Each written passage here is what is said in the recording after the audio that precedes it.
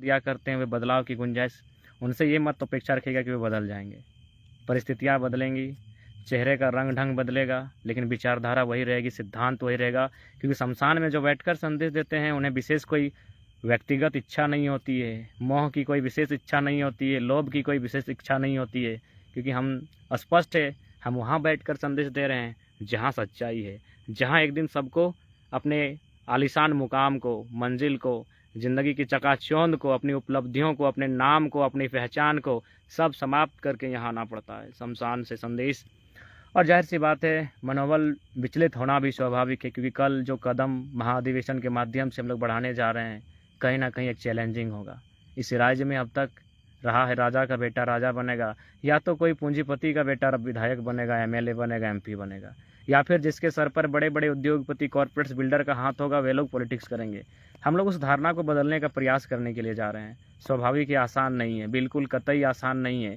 और कल शुभ चिंतकों के साथ साथ विरोधियों की भी निगाहें हैं, होना भी चाहिए। हम विरोधियों का सम्मान करते हैं क्योंकि हमारी लड़ाई उनसे वैचारिक है, शरीर से नहीं है। लेकिन जाहिर सी बात है, वैचारिक लड़ाई में भी कहीं ना कहीं आप जब आपकी आयु की अपेक्षा में उम्मीदें ज़्यादा होती हैं, आपकी आयु की अपेक्षा में विरोधियों और विपक्षों की फौज ज़्यादा खड़ी होने लगती है, तो स्वाभाविक की बात है थोड़ा सा विचलित होना पड़ता है।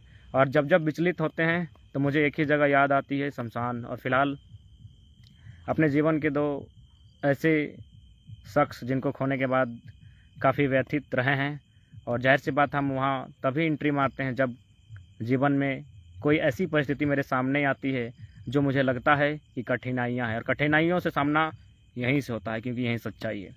तो फिलहाल सबसे पहले तमाम राज्यवासियों को मैं निवेदन करना चाहूँगा, जाहिर सी बात है बहुत सारे साथियों ने स्वाभाविक है प्रश्न करना भी लाजमी है कि हम लोग टेलीफोनिक माध्यम से, कम्युनिकेशन माध्यम से उनसे नहीं बात कर पाएँ। स्वाभाविक है क्योंकि अभी भी हमारे जो मैसेज है टेक्स्ट, उसमें लगभग 2783 मैसेज है, यानी समझ सकते हैं 3000 लोगों का मैसेज अनसीन पड़ा हुआ है, जिसको हम सीन तक नहीं कर पाए हैं।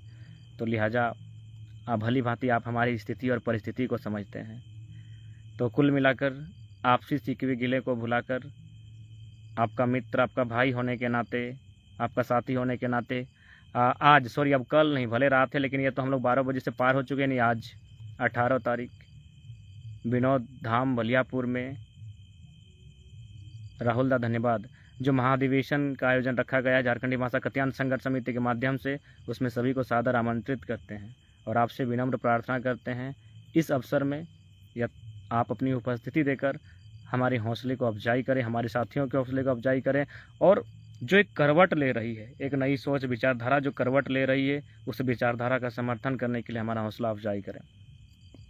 और साथ ही विशेष संदेश रहेगा हमारे बगोदर, नावाडी, डुमरी, तुपचांची और बिशुनगढ़ के जो साथी आएंगे।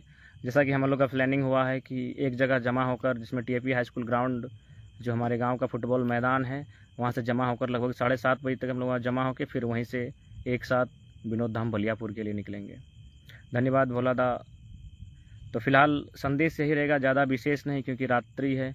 गोड्डा से धन्यवाद भारती दा, और ज़्यादा विशेष नहीं, यही कहेंगे कल के महाधिवेशन के लिए आप सादर आमंत्रित हैं। आपकी उपस्थिति हमारे हौसले, हमारे सहयोगी, हमारे साथी, हमारी टीम के हौसले को इंक्रीज करने का, इम्प्रूवमेंट करने का कार्य करेगी।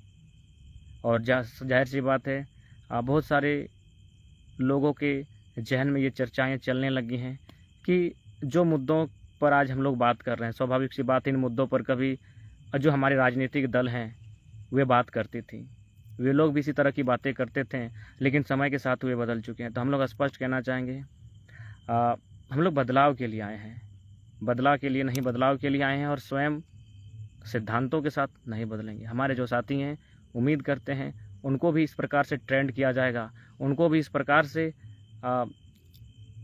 ट्रेंड किया जाएगा जिससे कि वे भी जो आज जैसा हम हैं वैसा वे लोग रहें। राणा दा मलेशिया से धन्यवाद। बदलाव सिद्धांतों में ना हो, इसकी पूर्ण प्रयास करेंगे। जहाँ तक व्यक्तिगत की बात है तो निश्चय ही हम लोग अडिग हैं, हठी हैं, जिद्दी हैं और उस स्वभाव को आज भी कायम रखे हैं, इसलिए आज 1.5 साल तक आंदोलन में जिंदा रखे हैं। वरना अच्छे अच्छे लोग, अवसर बहुतों को मिला और आज देख सकते हैं। तो फिलहाल ज़्यादा विशेष नहीं, उम्मीद रखिए हम लोग अंतिम सांस तक लड़ाई लड़ेंगे जनता के हित के लिए।